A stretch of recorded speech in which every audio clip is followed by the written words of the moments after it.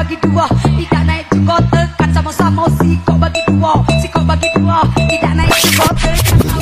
Oke guys, di akhir season 4 kemarin kita digantung banget ya Wukong yang sudah menancapkan pedang emas Kaisar di Sitian di puncak menara tertinggi dan mampu memukul mundur para bayangan gelap atau kita panggil aja Dark Shadow. Para Dark Shadow yang dipimpin oleh Kaisar di Sitian Dark Shadow membawa pasukan pergi menjauh dari area pertempuran menuju makam dewa kuno. Di sana ada kebangkitan salah satu dari dewa kuno. Nah, sampai di sini si Shinji season 4 berakhir dan membuat para viewers sangat kecewa karena penasaran dengan episode selanjutnya. Dan di video kali ini HMD Lovers akan membawakan season 5 versi manhwanya karena seperti yang kita tahu ya kalau donghua animasinya belum dirilis. Dan kemungkinan bakalan dirilis pada bulan Juni 2023 nanti. Karena sebagian kalian banyak yang penasaran sama kelanjutan season 5, jadi langsung kita bahas aja versi komiknya, oke? Tanpa berlama-lama lagi langsung aja ini dia alur cerita si Shinji Journey to the West season 5 spesial versi manhwa. Gas kuy! Sikok bagi dua, sikok bagi dua, tidak naik juga tekan sama-sama sikok bagi dua, sikok bagi dua, tidak naik juga tekan. Di sini Kaisar di Sitian Dark Shadow memerintahkan prajuritnya untuk membukakan peti yang sudah puluhan ribu tahun tertutup. Saking beratnya para prajurit itu sampai bercucuran keringat dan mengeluarkan tenaga dalam. Di Sitian mengatakan agar para prajurit itu membukakannya perlahan-lahan. Tapi nggak bisa dipungkiri ya, para prajurit itu memang sangat gelisah di saat-saat genting seperti itu. Pertarungan antara cahaya dan kegelapan telah mencapai titik puncak. Di Sitian Dark Shadow sangat menghormati leluhurnya. Dia mengucapkan selamat datang kepada pencipta surga dan yang akan menuntunnya ke jalan yang benar. Dari belakang yang lain pun ikut mengucapkan selamat datang kepada sang pencipta. Tangan pun muncul dari dalam peti. Sedangkan di luar masih terjadi pertarungan sengit. Langit-langit tiba-tiba berubah menjadi hitam. Mereka semua tidak tahu apa yang terjadi. Tapi mereka merasakan tekanan yang sangat besar. Langit yang biasanya terang sekarang telah berubah menjadi redup. Perasaan dingin yang tak enak dirasakannya oleh para prajurit itu. Salju-salju pun mulai turun dengan berwarna hitam. Kembali ke di Sitian Dark Shadow, di sini peti kuno sudah terbuka. Dari dalam peti itu mengatakan bahwa tidak ada yang bisa lagi untuk menghentikan dirinya. Beralih lagi keluar, di sini guru dan murid masih terus bertarung. Dark Shadow itu mengatakan kalau gurunya memang layak untuk mendapatkan gelar yang terkuat dari keempat jenderal surga. Bahkan dengan luka parah yang dideritanya itu, Jenderal Timur masih tetap bertahan. Namun Dark Shadow itu sangat yakin kalau pemenang pertarungan mereka sudah dipastikan adalah dirinya. Nggak bisa dipungkiri ya kalau Jenderal Surga Timur ini memang terlalu kuat. Tapi selain dendam dan amarah, Dark Shadow yang dulunya murid dari Jenderal Surga Timur itu mungkin tak mampu melampauinya, terutama dari kekuatan. Beralih ke di Sitian, di sini leluhur surga itu telah bangkit. Dirinya telah tertidur selama ribuan tahun dan dia memiliki tubuh abadi. Belum bergerak selama puluhan ribu tahun, dirinya akan butuh waktu untuk membiasakan diri. Perasaan kembali ke tubuh aslinya itu sungguh menjijikan dan kini dia mulai lapar. Mendengar kata-kata itu, para prajurit surga itu pun langsung mundur. Di Sitian Dark Shadow merasakan ada aura membunuh yang sangat besar dari tubuh leluhurnya itu. Mereka semua tidak tahu apa yang ingin dilakukan oleh leluhurnya itu. Sebelum kita melangkah lebih jauh lagi ya, di sini kita akan sedikit flashback dulu nih. Cahaya dan kegelapan adalah dua kekuatan yang sudah ada sejak awal bumi dan langit. Semua makhluk hidup tak lepas dari cemarannya. Sutra menyalah di awal pencipta dunia yang memiliki potensi untuk menyeimbangkan cahaya dan kegelapan. Di zaman dulu setelah kemunculan sutra, terciptalah naga kuno, burung besar Kiaroro, dan 3 roh suci. Dan muncullah arwah jahat pertama di bumi datang dari 3 arwah suci itu. Next di sini Jenderal Surga Barat bertarung dengan Dark Shadow. Shadow itu berhasil memutuskan tangan Jenderal Surga Barat, tapi mereka merasakan kalau langitnya telah berubah. Dark Shadow sedikit menyadari kalau leluhurnya kini telah muncul karena surga yang selalu terang sekarang menjadi redup. Melihat Jenderal Surga Barat yang terluka itu, Sanyan atau Jenderal Mata Tiga bergegas ingin membantunya. Dengan sombong Shadow itu mengatakan kepada Jenderal Mata Tiga bahkan Jenderal Mata Tiga tak akan bisa menghancurkan tubuh abadinya itu. Tapi Sanyan tidak percaya karena dirinya telah bertarung dalam begitu banyak pertempuran, tapi dirinya belum pernah menemukan tubuh yang abadi. Jenderal Mata Tiga pun ingin melihat siapa yang akan tumbang terlebih dahulu. Tapi pertarungan itu pun terhenti karena mereka melihat sesuatu, mengatakan bahwa sepertinya mereka tidak perlu untuk bertarung lagi.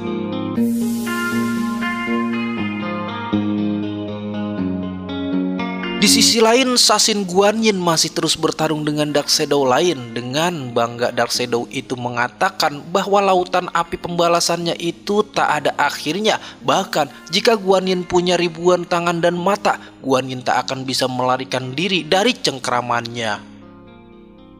Tapi justru di sini Guanyin sangat tertarik dengan teknik iblis kuno yang dipelajari oleh Dark Shadow. Catatan kuno di dalam perpustakaan Istana Surga memiliki beberapa tulisan yang kurang lengkap. Jadi Guanyin tak pernah memikirkan soal itu. Tapi Dark Shadow itu mengatakan kalau kekuatannya itu adalah kekuatan yang diberikan padanya.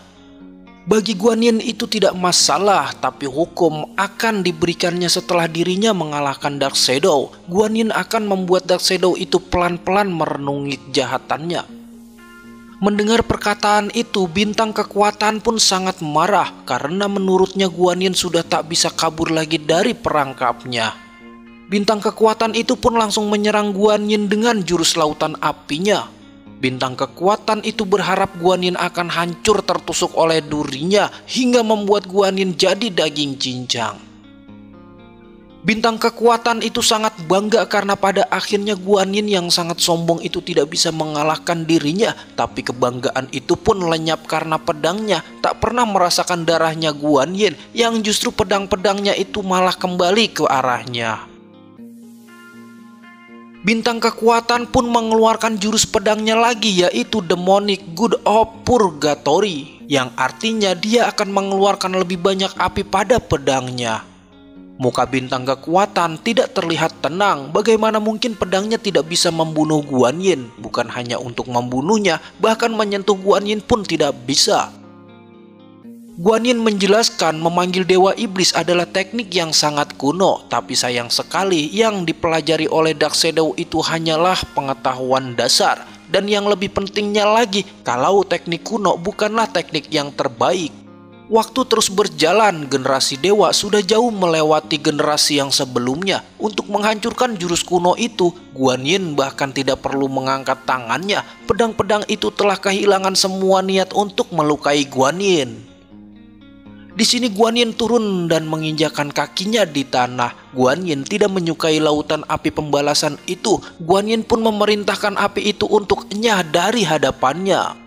Pedang-pedang itu pun menyingkir dari hadapan Guanyin. Bintang kekuatan atau Dark Shadow itu sangat marah. Bintang kekuatan pun memerintahkan lagi pedang Tuhannya itu untuk membakar Guanyin sampai hangus. Tapi di sini bintang kekuatan malah terseret mundur, bahkan lautan api pembalasannya benar-benar menghilang. Dengan santai Guanyin mengatakan kalau mengalahkan bintang kekuatan bukanlah hal yang dibanggakan olehnya, tapi tangan kotor dan bau dari bintang kekuatan itu yang sudah menyentuhnya membuat Guanyin tidak senang. Kejahatan itu tidak bisa dihiraukan oleh Guanyin. Di tengah pertarungan itu Guanyin merasakan ada pemandangan yang aneh di langit. Setelah bintang kekuatan melihatnya, bintang kekuatan sangat senang karena leluhurnya telah bangkit. Bintang kekuatan pun pergi meninggalkan Guanyin dan akan pergi menyambut leluhurnya. Di sisi lain, jagoan kita semua yaitu Sun Wukong masih terus bertarung dengan Jenderal Surga Utara. Wukong selalu meremehkan Vaisravana. Wukong mengatakan apakah kekuatan Vaisravana hanya segitu saja. Di sini Vaisravana memuji Wukong karena Wukong memanglah lawan yang tangguh, sedangkan Wukong di sini mengatakan kalau dirinya baru saja melakukan pemanasan. Tapi sungguh sangat disayangkan karena sepertinya mereka tidak akan melihat akhir pertarungannya hari ini. Di sini Wukong dan Vaisravana melihat ke arah langit. Langit yang tadinya terang kini berubah menjadi redup. Vaisravana menjelaskan kalau itu adalah pemimpin sejati surga kegelapan. dia adalah Raja Surga pertama yang telah tertidur selama ribuan tahun. Wukong yang mendengar itu hanya sedikit bingung karena sebelumnya dirinya tidak pernah melihat Raja Surga pertama.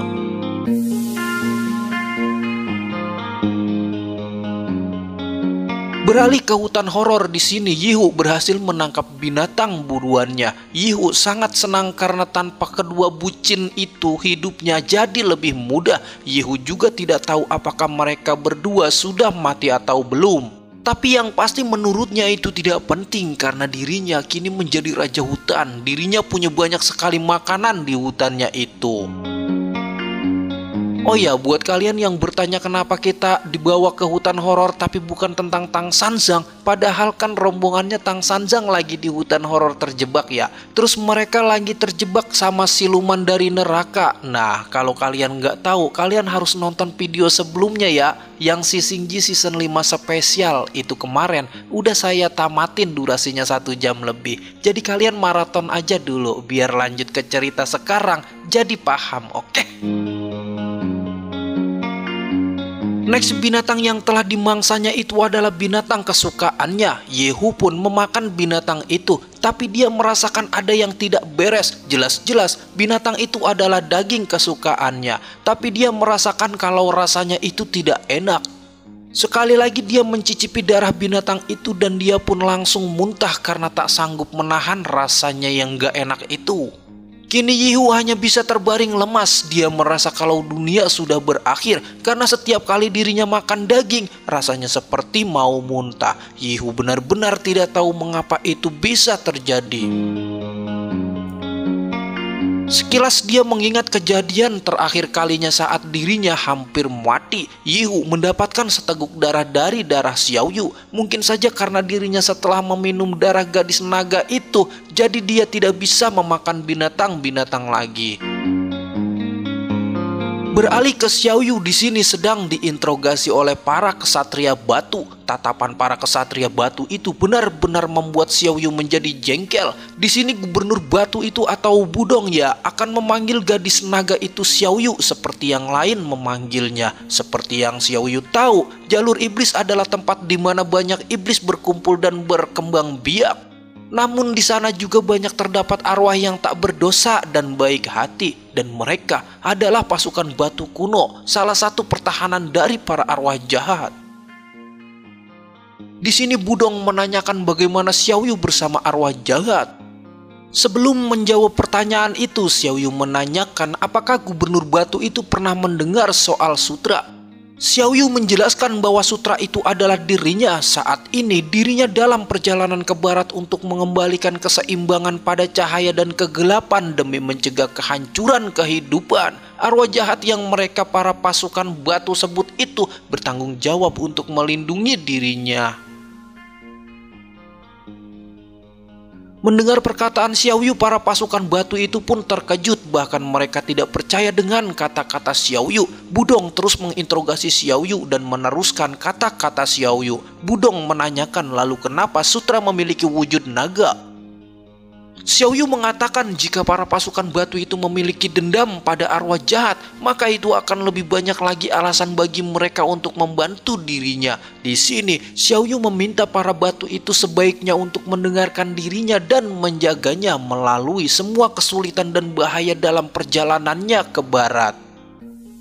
Tapi Budong malah memiliki ide sendiri. Budong meminta Xiaoyu untuk menjadi salah satu dari mereka. Dengan Xiaoyu menjadi salah satu dari mereka, kemampuan para pasukan batu untuk mengalahkan arwah jahat akan meningkat drastis. Mendengar itu Xiaoyu pun tertawa terbahak-bahak dan menganggapnya itu hanya bercanda. Karena tidak mungkin kalau dirinya menjadi salah satu dari mereka. Xiaoyu adalah manusia dan mereka adalah batu. Tapi dengan yakin Budong mengatakan bahwa itu mungkin. Ini adalah tindakan yang akan mereka ambil. Dan alur cerita manhwa Shinji Journey True Season 5 pun bersambung. Gimana menurut kalian? Masa iya sih Xiaoyu akan dijadikan manusia batu? Mungkin gak sih? Emang ente kadang-kadang ente. Tapi dari ucapan Budong itu keyakinannya benar-benar meyakinkan banget gitu ya. Mungkin aja mereka punya cara untuk menjadikan manusia menjadi batu yang hidup. Ada. Pokoknya buat kalian yang penasaran dengan kelanjutannya, langsung aja subscribe dan aktifin loncengnya, biar kalian nggak ketinggalan keseruan-keseruan dari channel HMD Lovers. Jangan lupa juga untuk tekan tombol like, karena dengan satu like dari kalian itu sangat membantu channel ini. HMD di sini pamit, sampai ketemu di next video. Bye bye.